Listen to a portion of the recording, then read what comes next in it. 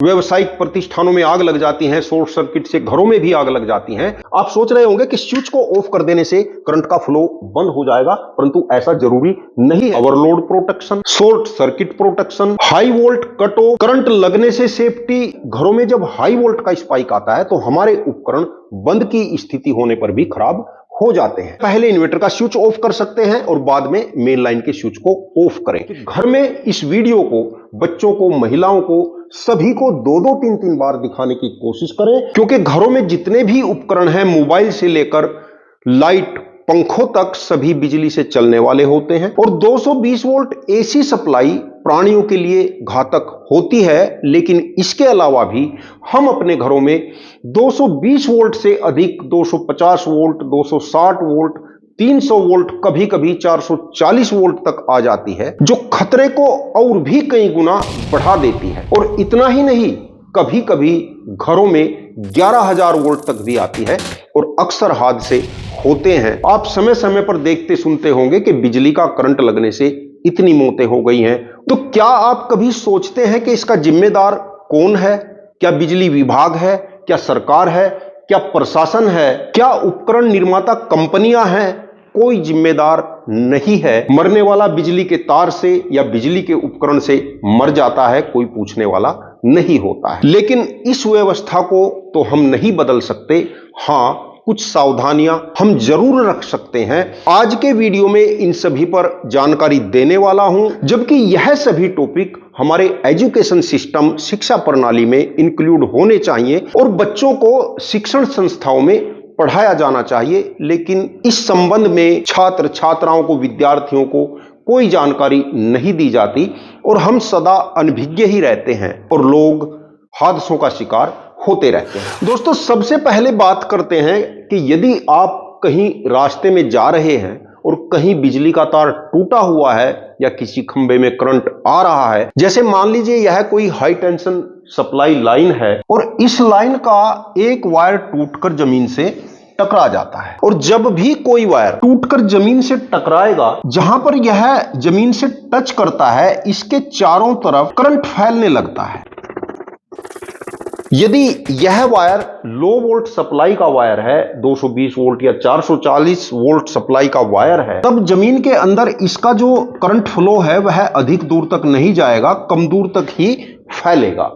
लेकिन यदि यह 11,000 की सप्लाई का वायर है या 33,000 सप्लाई का वायर है, तो जो करंट का फ्लो है यह अधिक दूर तक फैलता है। और यदि जमीन गीली है, बारिश हुई है या कोई खेत है जिसकी सिंचाई हो रखी है, तो वहां पर यह करंट और भी अधिक दूर तक फैल जाता है। लेकिन जहां तार टच हो रहा है, यहां वोल्टेज अधिक रहते हैं और जैसे जैसे दूर जाते हैं तो करंट फ्लो कम होने लगता है, यानी करंट कमजोर होने लगता है, वोल्ट कम होने लगते हैं। और यदि कोई व्यक्ति जा रहा है, इसको टूटा हुआ तार नजर नहीं आता है, तो जैसे ही यह इस करंट फ्लो के एरिया में पहुंचता है, मान लीजिए यह यूजर और आगे बढ़ता है और इस वायर के करंट एरिया में प्रवेश कर जाता है, तो इसको करंट लगना शुरू हो जाता है। सामान्य बात है कि यह व्यक्ति घबरा जाएगा। घबराया हुआ व्यक्ति या तो भागने की कोशिश करेगा या लंबा पैर रखकर लपक कर चलने की कोशिश करेगा, यानी अपने पैरों के बीच की दूरी को सामान्य से अधिक बढ़ा लेगा। और जैसे ही उसके पैरों के बीच की दूरी अधिक हुई, वैसे ही इस व्यक्ति के साथ हादसा होना निश्चित है। ऐसा क्यों होता है? मान लीजिए यह व्यक्ति जिस एरिया में करंट फ्लो हो रहा है वहां पर अपने दोनों पैर की दूरी बढ़ा लेता है। एक पैर यहां पर है और एक पैर इसका यहां पर है। तो क्योंकि यह जो करंट फैल रहा है, धारा प्रवाह जमीन के अंदर हो रहा है, यहां पर वोल्ट ज्यादा है, यहां पर कुछ कम है, यहां पर और कम है, यहां पर और कम है, यहां पर और कम है, धीरे धीरे वोल्ट कम होती जाएगी, यानी इस व्यक्ति के पैरों के बीच में विभवांतर आ जाएगा, वोल्ट डिफरेंस आ जाएगा। और जैसे ही दोनों पैरों के बीच में वोल्ट डिफरेंस हुआ, तो इसके पैरों के बीच से धारा का प्रवाह चालू हो जाएगा, व्यक्ति मूर्छित हो जाएगा, मूर्छित होते ही जमीन पर गिर जाएगा और जैसे ही जमीन पर गिरेगा तो उसके शरीर के दोनों सिरों पर विभवांतर और भी ज्यादा हो जाएगा, वोल्ट डिफरेंस और भी ज्यादा हो जाएगा और विद्युत धारा का प्रवाह शरीर के अंदर से और ज्यादा होने लगे और उसी समय व्यक्ति की मौत होना निश्चित है। तो ऐसी स्थिति में हमको क्या करना होता है दोस्तों, यह वीडियो घर में बच्चों को, महिलाओं को यह वीडियो जरूर दिखाना, प्रेशरली दिखाना। इस वीडियो में कुछ ऐसे पॉइंट आपको बताऊंगा जो आपको कहीं नहीं मिलेंगे, जिनकी जानकारी होना प्रत्येक नागरिक के लिए अति आवश्यक है, क्योंकि अब बिजली के बिना हमारा काम नहीं चलना है। घर हो या बाहर हो, सभी जगह आपको बिजली से दो दो हाथ करना होता है। ऐसी स्थिति में घबराना बिल्कुल भी नहीं है। जहां पर आप खड़े हैं वहीं आपको रुक जाना है और दोनों पैर आपस में मिलाकर, दोनों पैर आपस में सटाकर खड़े हो जाना। जब दोनों पैर आपस में सटाकर आप खड़े होंगे तो आपके पैरों के बीच से धारा का प्रवाह नहीं होगा, क्योंकि दोनों पैर समान वोल्ट के बिंदुओं पर रहेंगे। और खड़े होने के बाद आपको जमीन पर हाथ नहीं टेकना है, नहीं लेटना है। दोनों पैरों को मिलाए हुए, जंप लगाते हुए, कूद कूद कर इससे दूर जाना, यानी दोनों पैर अलग अलग नहीं करने हैं। शरीर के दो हिस्से अलग अलग स्थानों पर टच नहीं होने। और जैसे ही इस करंट का एरिया समाप्त होता है फिर आप समझ लेना कि खतरे से बाहर निकल चुके हैं। अब दोस्तों बात करते हैं कि घर में यदि किसी उपकरण में करंट आ रहा है और कोई बच्चा या कोई महिला या कोई व्यक्ति उस उपकरण को छू लेता है और यूजर को करंट लग जाता है, तो ऐसी स्थिति में क्या करें। पुराने कूलर या पुराने फैन जब हो जाते हैं तो उनकी वाइंडिंग फैन या कूलर की बॉडी से टच हो जाती है और उसकी बॉडी में करंट आने लगता है। अक्सर यह कभी कभी हमें महसूस नहीं भी देता है। जब हम जूते चप्पल पहने होते हैं और हमारा हाथ लगता है तो करंट महसूस नहीं होता है, लेकिन इसमें करंट रहता है। लेकिन जब कभी पैर गीले होते हैं और हमारा हाथ लगता है तो हमको करंट महसूस देता है और हम लापरवाही करते रहते हैं, उपकरण को यूज करते रहते हैं। और यदि कोई बच्चा घर में खेलते हुए इसको हाथ लगा लेता है, हाथ नहीं छुड़ा पाता है, अक्सर जब करंट लगता है तो हम उस उपकरण से हाथ कभी कभी क्यों नहीं छुड़ा पाते, यह एक लंबा टॉपिक है, इस पर कभी फिर चर्चा करेंगे।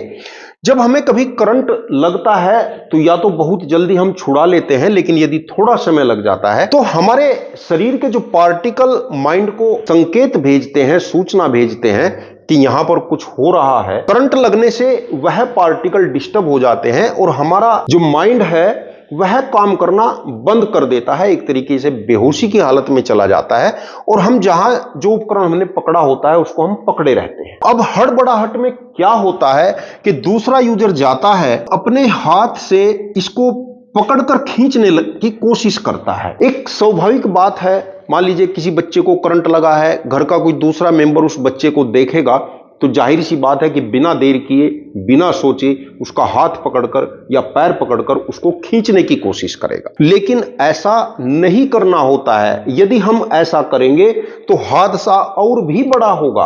कारण क्या होता है, पहले इस यूजर को या इस व्यक्ति को या इस बच्चे को जो करंट फ्लो इसके शरीर में से हो रहा था, सपोज करिए कि 100 वाट का करंट इस व्यक्ति के शरीर में से फ्लो हो रहा था, ये हम मान रहे हैं। यह कम वाट भी हो सकता है, अधिक वाट भी हो सकता है। और एक दूसरा व्यक्ति जाकर इसको पकड़ लेता है, यानी इसके शरीर में से भी करंट फ्लो होने लगता है और मान लीजिए 100 वाट का करंट फ्लो इसके शरीर में से होने लगता है। जो पहला व्यक्ति था जिसके हाथ में से 100 वाट का करंट फ्लो हो रहा था, अब जैसे ही इसने इसको छुआ और इसके शरीर से भी 100 वाट का करंट फ्लो हुआ तो इसके इस हाथ में से 200 वाट का करंट फ्लो होने लगे। यानी इस पहले व्यक्ति को करंट का झटका 2 गुना हो गया। एक और यूजर आया और उसने भी यही किया, क्योंकि स्वाभाविक बात है, जानकारी यूजर को नहीं है, स्वाभाविक सी बात है कि यह भी इसको पकड़कर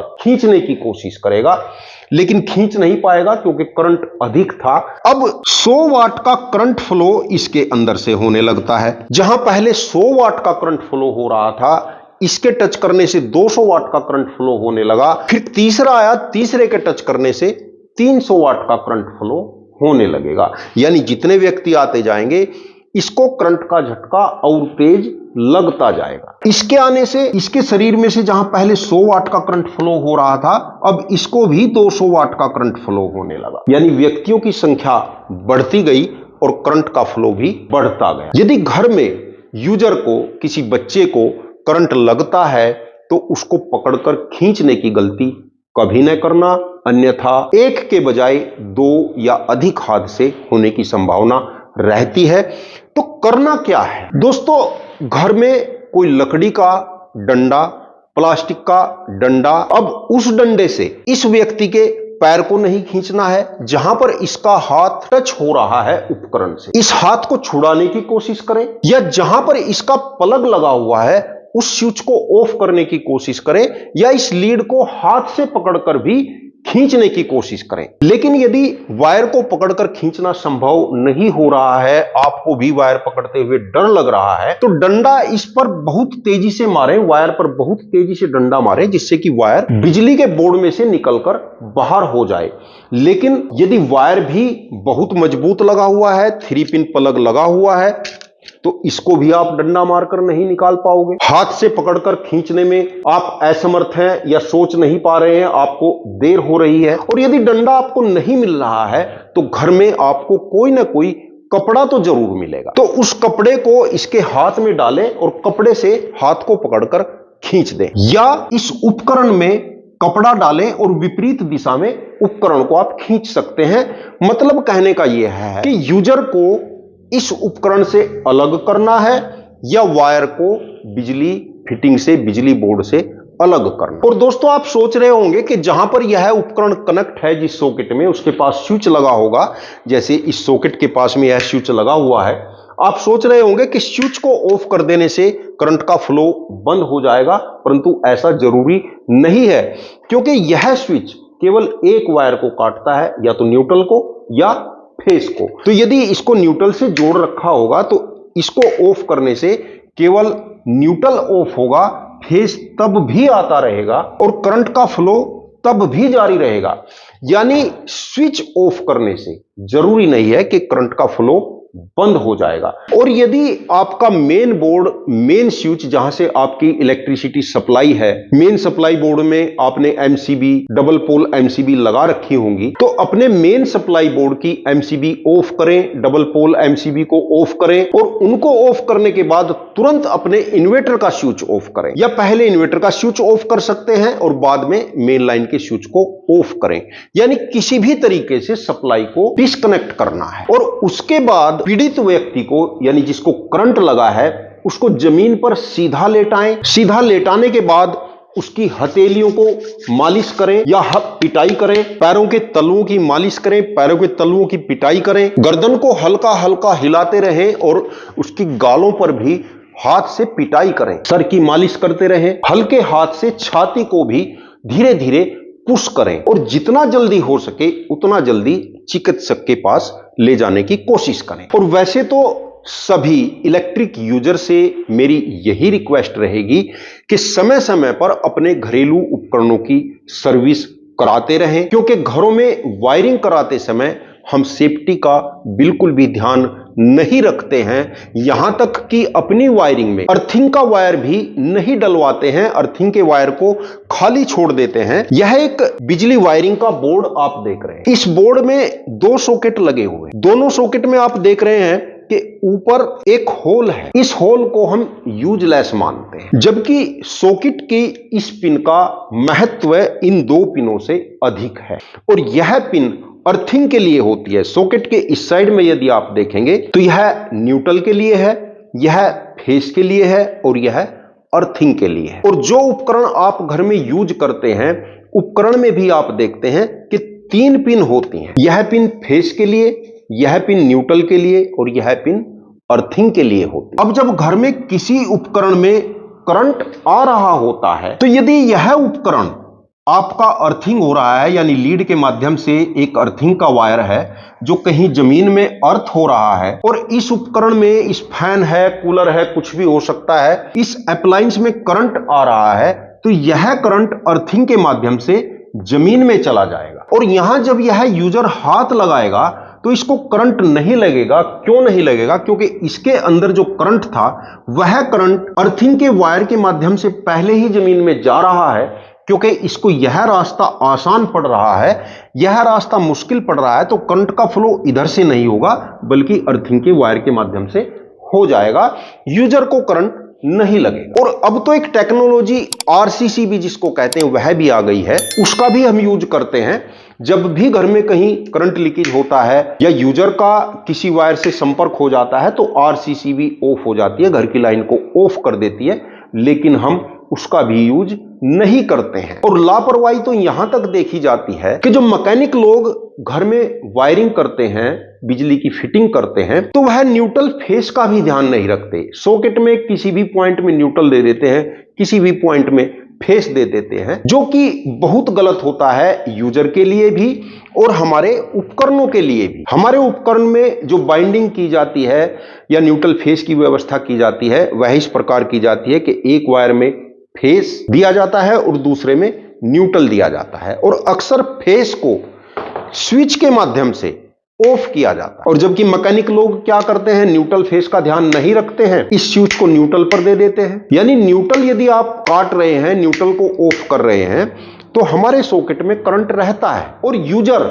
जब घर में किसी उपकरण का यूज करता है और अपनी बिजली के फिटिंग में उपकरण के प्लग को कनेक्ट करता है, तो ध्यान रखें कि जिस समय प्लग इन कर रहा है तो यह स्विच, उसके पास वाला स्विच ऑफ होना चाहिए, तभी प्लग इन करें। यदि स्विच ऑन है तो उपकरण के प्लग को कभी भी सॉकेट में न लगाएं, पहले इसको ऑफ करें तब अपने प्लग को लगाएं और उसके बाद स्विच को ऑन करें। और जब हमारे उपकरण का काम समाप्त हो जाता है और हम यहां से प्लग को निकालना चाह रहे हैं और यह हमारा स्विच ऑन है, तो कभी भी प्लग को न निकालें। इस प्लग को सॉकेट से बाहर निकालने से पहले इसके पास लगे हुए स्विच को पहले ऑफ करें। ऑफ करने के बाद तभी इस प्लग को बाहर निकालें। यह कुछ सामान्य सी जानकारियां हो। मैं फिर कह रहा हूं कि घर में इस वीडियो को बच्चों को, महिलाओं को, सभी को 2-2, 3-3 बार दिखाने की कोशिश करें। शेयर अधिक से अधिक कर देना, क्योंकि यह ऐसी जानकारियां हैं कि हमें किसी कोर्स में नहीं सिखाई जाती। और दोस्तों, इसके अलावा भी आपने देखा होगा कि अक्सर शॉर्ट सर्किट के कारण बहुत सी दुकानों में आग लग जाती हैं, व्यावसायिक प्रतिष्ठानों में आग लग जाती हैं, शॉर्ट सर्किट से घरों में भी आग लग जाती हैं। तो दोस्तों, इन सभी समस्याओं से निजात पाने के लिए हमने एक सेफ्टी डिवाइस का आविष्कार किया है। मार्च अप्रैल तक आपको सेफ्टी डिवाइस प्रोवाइड करा दी जाएगी। सेफ्टी डिवाइस लगाने से आपके घर में कभी शॉर्ट सर्किट की समस्या नहीं आएगी, करंट लीकेज की समस्या नहीं आएगी, कभी यूजर को किसी वायर से करंट नहीं लगेगा। बेशक आप वायर को छीलकर उसको हाथ में पकड़कर भी बैठ जाएंगे तो किसी को करंट नहीं लगेगा। कई सारे सेफ्टी फीचर उस डिवाइस में दिए गए हैं, जैसे overload protection, short circuit protection, high volt cut off, low volt cut off, current लगने से सेफ्टी, 11,000 वोल्ट से सेफ्टी, हाई वोल्ट का स्पाइक कभी कभी घरों में आ जाता है। जैसे आपकी 220 वोल्ट की सप्लाई की जो लाइन होती है, तो आप देखते होंगे बिजली के पोल पर लो वोल्ट सप्लाई के ऊपर हाई वोल्ट सप्लाई की लाइन भी डाल दी जाती है। तो उस हाई वोल्ट का स्पाइक कभी कभी हमारे घरों में आ जाता है, जो हमारे उपकरणों को खराब कर देता है, हमें पता भी नहीं चलता। हम शाम को उपकरण को बंद करके सोते हैं और सुबह ही देखते हैं कि हमारा उपकरण काम ही नहीं कर रहा है, खराब हो गया है। घरों में जब हाई वोल्ट का स्पाइक आता है तो हमारे उपकरण बंद की स्थिति होने पर भी खराब हो जाते हैं। तो safety device high volt spike से भी आपके उपकरणों की सुरक्षा करेगा। डिस्प्ले पर कितने वोल्ट की सप्लाई है वोल्ट शो होगा, कितने वाट का लोड चल रहा है लोड भी शो होता रहेगा, और भी बहुत सारे फीचर उस सेफ्टी डिवाइस में आपको मिलने वाले हैं। और दोस्तों, वीडियो यदि अच्छा लग गया हो तो आप उसको लाइक कर सकते हैं, जिससे मैं समझ सकूं कि हमारे व्यूअर इस टाइप की वीडियो देखना पसंद करते हैं, अन्यथा इस टाइप की वीडियो फिर कभी नहीं बनाऊंगा। वीडियो देखने के लिए आपका बहुत बहुत धन्यवाद। नमस्कार दोस्तों।